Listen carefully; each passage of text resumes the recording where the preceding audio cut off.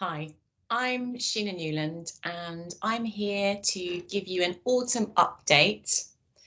This is designed for UK centres teaching our GCSE, International GCSE and A-level qualifications. So on the agenda today, we are going to take a quick look at the autumn exam series that's just coming to a close now. We're going to remind you of the accessibility amendments that we've made to our GCSE papers. We're going to look ahead to the changes for summer 2022 and how you can prepare your students for these. And then we're going to look further ahead as well with a quick update on the draft subject content review for GCSE MFL. And finally, we'll look at the resources and training that are on offer to support you. Okay, let's start with the autumn 2021 exam series. So for GCSE, a full suite of languages was offered for this, for the purposes of resits. So this series was for any candidates who wanted to improve on their teacher assessed grade from the summer. And it also enabled private candidates to sit the exams as well, as they would not have been able to get a grade in the summer. These papers will be particularly useful to you as mocks and assessments after Christmas, as these papers will be the most similar to the ones that your students will sit in summer 2022. They'll include the off-qual adaptations, and for French, German and Spanish are Pearson amendments as well. So look out for those on the website from the 14th of December. For International GCSE, we offered a range of languages based on demand, but there was no demand for French, German and Spanish in that series, so there won't be papers for those available. For other subjects, these will be available on the 14th of December as well, in the same way as for GCSE. For A-level, there was a full suite of languages offered, and these papers are now available on our website. You may have seen them already. There weren't any entries for A-level Greek, however, so there won't be any papers published for A-level Greek.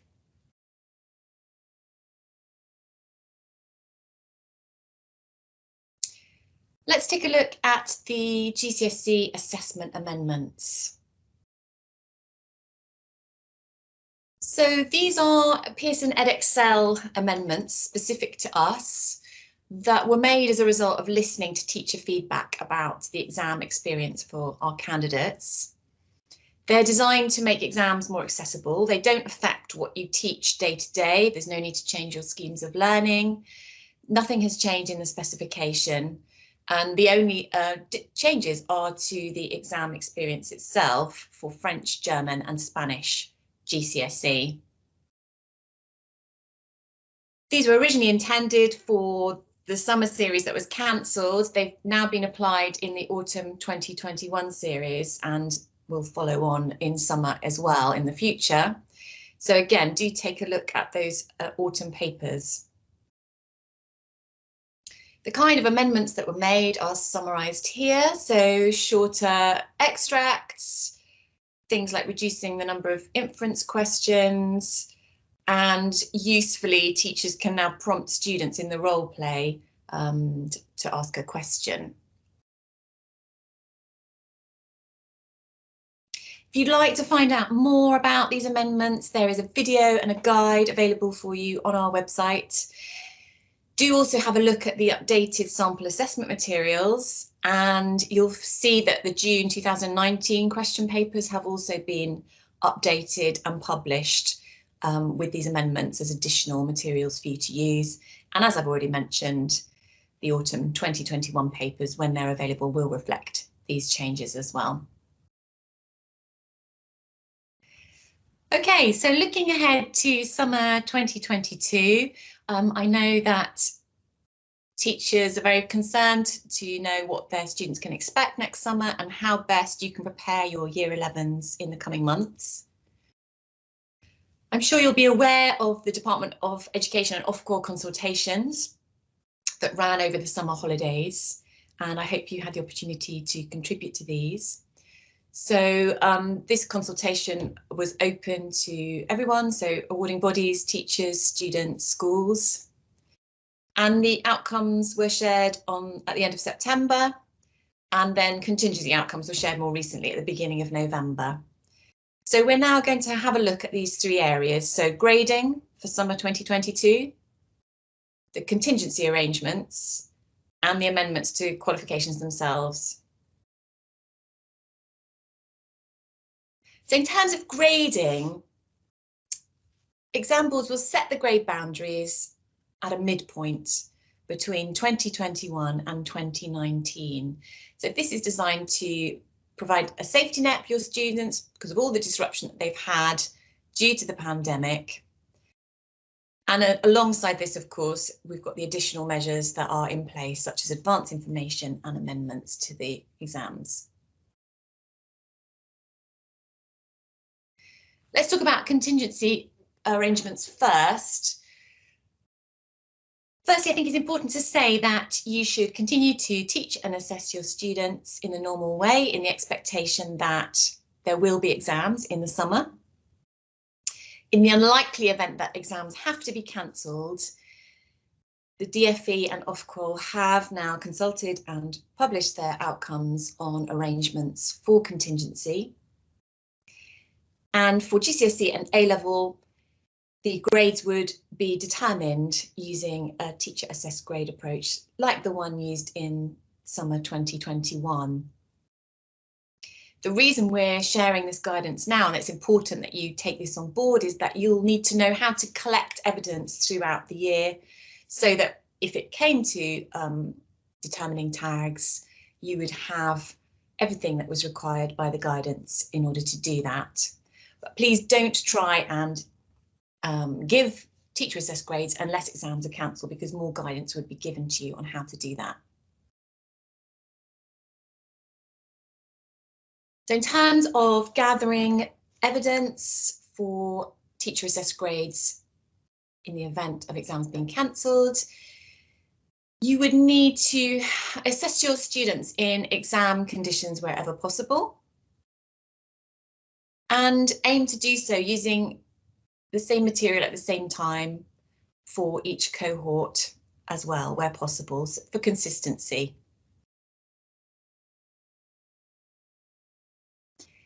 A sensible approach would be to make sure that you plan 3 assessment points throughout the year. So now, second half of the autumn term, in the spring term, and in the first half of the summer term.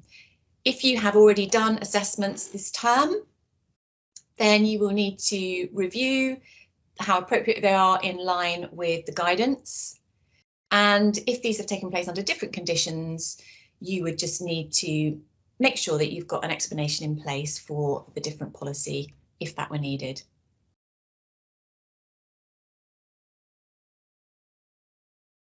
You shouldn't spend more time assessing students than you would than they would have to in an exam situation for that qualification. And they should be assessed on a wide range of content, but only on things that they've actually covered. Assessments should be as close as possible to past papers, so either using our materials or in a similar style to our exam papers. And you should let students know sufficiently in advance of each assessment that their performance could be used as part of the evidence for a tag if exams are cancelled.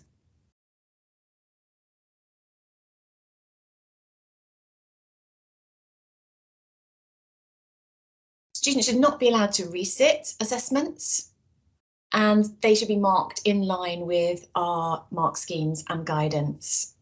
You can, of course, give student feedback, which could include marks or grades, but it's important to make clear to your students that that is not actually a teacher assessed grade, an official tag, because there would need to be further guidance on that. You will need to retain student work in the centre, but you can give students copies. And there will be further support around the contingency arrangements on our Professional Development Academy. You can take a look at the JCQ frequently asked questions, and our own frequently asked questions page breaks down all of this guidance in detail for you. For international GCSEs, the contingency arrangements are a little different. Again, the expectation is that exams will take place in 2022. So you should continue to teach and assess your students in the normal way. If exams did have to be cancelled, although this is unlikely, the approach would be slightly different. You would have to submit a portfolio of evidence, including at least one set of past papers, and the grades would then be determined by our examiners. More details on this will follow, and again, you can have a look at the contingency frequently asked questions using the link in the PowerPoint.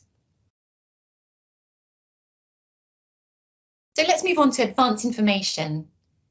So this will be provided by the 7th of February, although the DFE and Ofqual have reserved the option of publishing this sooner if the impact of the pandemic worsens.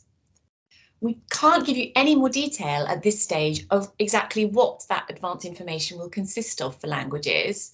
You can have a look at the examples that JCQ have published, although there isn't specifically a languages example in there.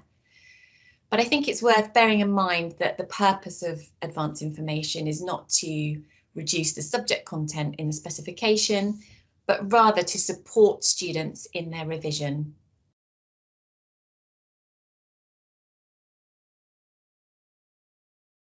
Any advanced information is likely to be at a very high level in terms of broadly identifying topics or themes. And although it won't be exactly the same between different exam boards because qualification content isn't identical, exam boards have worked together to ensure that there is parity and fairness in terms of the level of impact on students and their exam preparation.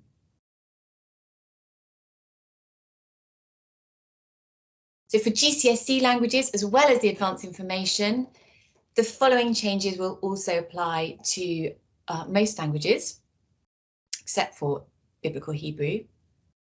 So in the foundation writing paper, there is extra choice for question 2, and theme 5 is stripped out of the questions with no optionality. So question 1 and question 4, and 5 minutes extra time is built in to allow for that choosing on question 2. In the higher writing paper, question 3, the translation, won't cover theme 5. Vocabulary in the listening and reading papers will be drawn from our official vocab list from our specification, and if there's any other words included, they will be glossed to support students' comprehension. And I'd like to stress that formal speaking exams are expected to resume, so please continue to prepare your students as normal for these. The contingency arrangement for this would be similar to the approach in summer 2021, and that would be a speaking endorsement approach. So it's worth keeping in mind those criteria for speaking endorsements throughout the year and making sure that you are keeping track of and retaining evidence of your students' speaking performance throughout the year. For international GCSE, advanced information also applies, except for English as a second language. The vocabulary also applies to the languages listed on the slide. And again, formal speaking exams are expected to resume with the speaking endorsement approach, purely as a contingency. For A-level languages, again, we've discussed the advanced information, and it's important to stress that we do expect that speaking will be examined as usual, so please continue to prepare your students for the speaking exam. One of the questions I've been asked most frequently by teachers this term is when are the speaking windows for languages? So if you haven't already made a note of these dates, please do so. And you can also make a note of the results days in your diary, because I'm sure we're all looking forward to this year's Year 11s being able to celebrate and get to that point in the course. To keep up to date with all the changes, please do have a look at our main Summer 2022 support page. You can jump from there to the Summer 2022 support tab for each of our subject qualification pages, as you can see circled there in the picture at the bottom of the slide. Our frequently asked question page is full of detailed questions that you may have, so please do have a look at that. And I'm regularly updating the languages subject page too. If you haven't already signed up for my monthly email updates, I'd really recommend that you do that to stay informed as well.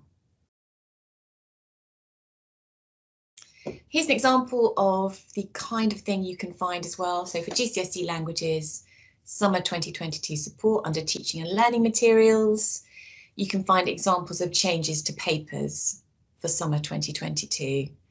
So that is really useful in terms of just familiarising yourself and your students with what those papers will look like.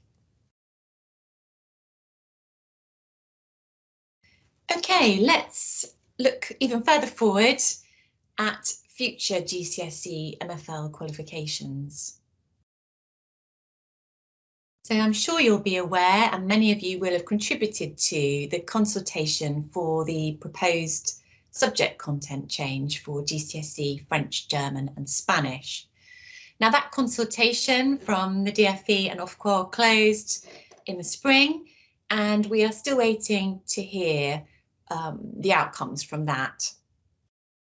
If you'd like to catch up with the previous network detail video that goes into all the details, there is a link there for you. And as soon as we have more to share, then a separate network event will be scheduled for that. However, if you are interested in helping research and trial new approaches, new question types related to the draft subject content, there is an online form you can fill in, so please do go ahead and do that if you'd like to be involved.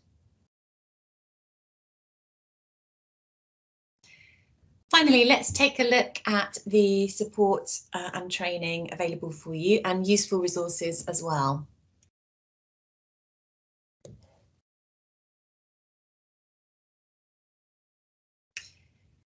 Exam Wizard is free for Edexcel centres, and it's a fantastic tool to use when you want to build your own exam papers, perhaps focusing just on one topic that students have covered, which would be in line with the contingency arrangements for assessing students. So you can mix and match and put together something that is specific for you, but it also includes all of the mark schemes and everything you need for those papers. It could be useful to you as well to dip into the old spec legacy listening materials.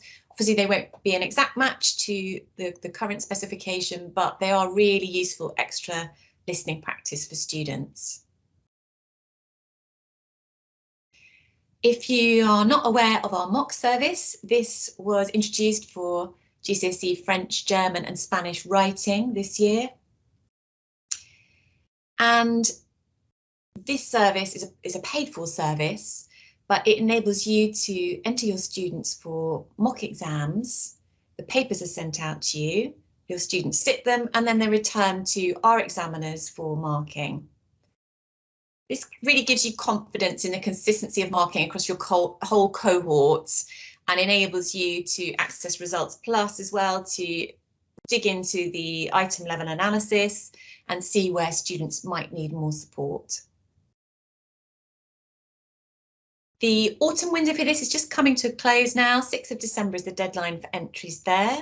And if you got your entries in quickly by the 6th, you would get the exam papers by the 13th. And as long as they were returned to us by the 17th, they'd be marked over Christmas, ready for you in January. The spring term booking window is now open as well if you want to book ahead. And after Christmas, the autumn 2021 writing papers would be available as part of the mock service too.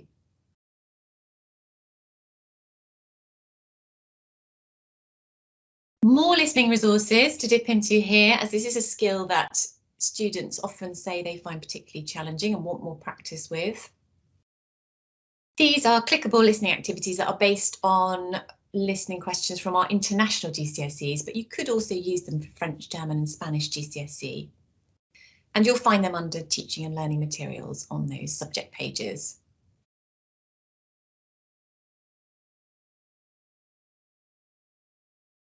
As you'll know, if you've looked at the draft subject content for the new GCSEs, phonics is featuring there with the sound correspondences being, the sound spelling correspondences being featured in the proposed assessments, with things like reading aloud and dictation tasks proposed in that consultation. We have already added phonics sections to our 5-year schemes of work and those courses. They relate to the course books for those subjects. And you can also find these Key Stage 3 phonics videos freely available on our site.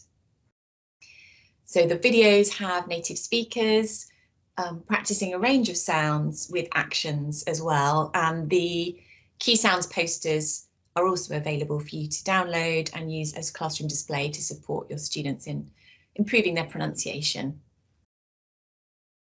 We also ran some recent phonics training, and you can have a look at our past training content as well on our site. In terms of training, if you haven't had a look at the Professional Development Academy yet, please do have a look. There'll be more sessions on conducting the speaking exam coming up after Christmas if you missed the October sessions. So late January, early February, we'll be running speaking training for French and for German and for Spanish GCSE, and one more for all GCSEs, and then another session for A-level languages as well.